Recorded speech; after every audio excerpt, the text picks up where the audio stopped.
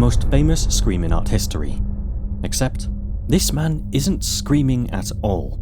Pop culture has memed Edvard Munch's The Scream beyond recognition. Even the screaming emoji is directly inspired by it. But what if everybody's been getting it wrong this whole time? The painting's German title is Der Schrei der Natur, The Scream of Nature. On the 1895 lithograph version, Munch printed his own words onto the image. I felt the great scream in nature. Not him screaming, nature screaming. The hands are clamped over the ears, trying to block out the sound.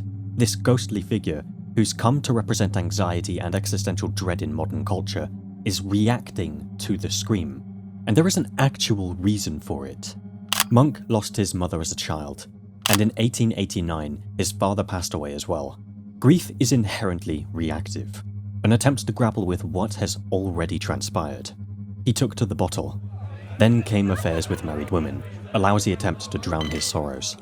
The young man with a conservative upbringing was left grappling with guilt. Biographer Sue Prideaux captured this sentiment beautifully in her book, Thou Shalt Not Commit Adultery. The commandment rang out in his father's voice. He had committed adultery. All of a sudden, it was all so ugly. The holy trinity of guilt, grief, and heartbreak only deepened the misery hole. By 1894, Munch's artistic life was hitting its peak, but his personal life was in shambles. His senior colleague and drinking partner, the Danish poet Holger Drachmann, wrote about him. He struggles hard. Good luck with your struggles, lonely Norwegian. Now, when we return to the painting, we see it clearly. The background has melted away. Chaotic swirling strokes dominate the sky and water. The colors are violent. Blood red and orange in the sky, sickly yellow-green in the land, deep blues in the water. Nothing looks right. The palette itself feels disturbed, like the scream has infected the entire atmosphere. The figure, clearly a stand-in for Munch himself, is overwhelmed by grief and anguish, as if nature itself has conspired against him. Beset by suicidal thoughts, he wrote in his diary, I live with the dead. My mother, my sister, my grandfather, my father. Kill yourself, and then it's over. Why live? Dead parents, a sister in asylum, failed affairs, and a bottle in hand. There is no escape. Not for him, at least. We see two of his friends walking behind him. That part of the bridge has strict lines and clear geometry. They even stand in an upright posture. The main figure's curved head and hand are being pulled into nature's chaos. The body mimics the distortions around it. This is the central question of the painting. If you're hearing a scream that nobody else hears, are you experiencing something real, or are you losing your mind? But we do not need to speculate about how Munch felt at that moment. He left a detailed diary entry about that evening on Ekeberg Hill, overlooking the Oslo fjord in Norway. That inspired the painting. The city was on one side and the fjord below. I felt tired and ill. I stopped and looked out over the fjord. The sun was setting and the clouds turning blood red. I sensed a scream passing through nature. It seemed to me that I heard the scream. I painted this picture, painted the clouds as actual blood. The color shrieked. This became the scream. But there is more to the painting than a single moment of revelation. We know this because he painted this scene multiple times over nearly 2 decades. The figure is sharper in some versions, hazier in others. He kept adjusting. In 1978, art historian Robert Rosenblum pointed out that it resembled a Peruvian mummy displayed at the 1889 Paris Exposition Universelle. The mummy was curled in a fetal position, hands near its face, mouth hanging open. Could Munch have been inspired by the mummy? In 1889, Munch wrote in his notebook, "It is not the chair which is to be painted, but what the human being has felt in relation to it." And he had felt miserable over the last few years. His sister Laura had just been committed to the asylum at the foot of the hill.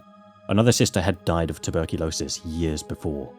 In Munch's painting, the figure in the foreground is reacting to nature's will. The wavy lines, the bleeding colors, and the warped perspective in the environment are his way of translating the sound of nature's scream. This is where he uses reds in the background to draw our attention. For all we know, the red sky might have been colored less by the sunset and more by Munch's artistic sensibilities. The Krakatoa eruption a decade back had turned the skies red for several months. Not to mention, there was a slaughterhouse nearby, which could have inspired the red. But there is another, more mythical explanation that explains the rush of violent red. Munch's ragtag lifestyle did not just help him cope, it brought him visions of ecstasy. This interpretation is backed by a barely visible pencil inscription on the National Museum's version. In Norwegian, it reads, "Can only have been painted by a madman." People wondered who wrote it for years. In 2021, infrared analysis confirmed it was Munch's handwriting. In 1908, Munch had a breakdown, hearing voices, paralysis on his left side, checked into a sanatorium in Copenhagen. He called art the soul's diary and told his doctor he was trying to explain life and its meaning to himself through painting. Isn't it paradoxical that his self-awareness caused his guilt, and his guilt destroyed his mind? He was trying to reach out, trying to communicate his struggles, but ended up succumbing to them. Based on his diaries and mental health struggles, Munch couldn't tell fact from fiction, especially later in life. That ambiguity is central to the work. The scream could be out there in nature, or it could be inside, a psychological collapse that feels like it's coming from outside. Munch's father featured strongly in his psychological profile. He considered art an unholy profession, but Munch remained defiant in the face of authority. Is it really surprising that a man defiant in his personal life would continue that trend in his professional career as well? He was heavily inspired by artists like Gauguin, Van Gogh, and Toulouse-Lautrec, who defied conventions and formed unique expressive styles. The scream arrived at a time when painting was moving away from realism. Artists had begun using it to show fear, panic, and mental strain, experiences that don't have a clear visual form. The widespread reproduction of this painting, from memes to movies, has stripped it of context and reduced it to a visual shorthand for anxiety.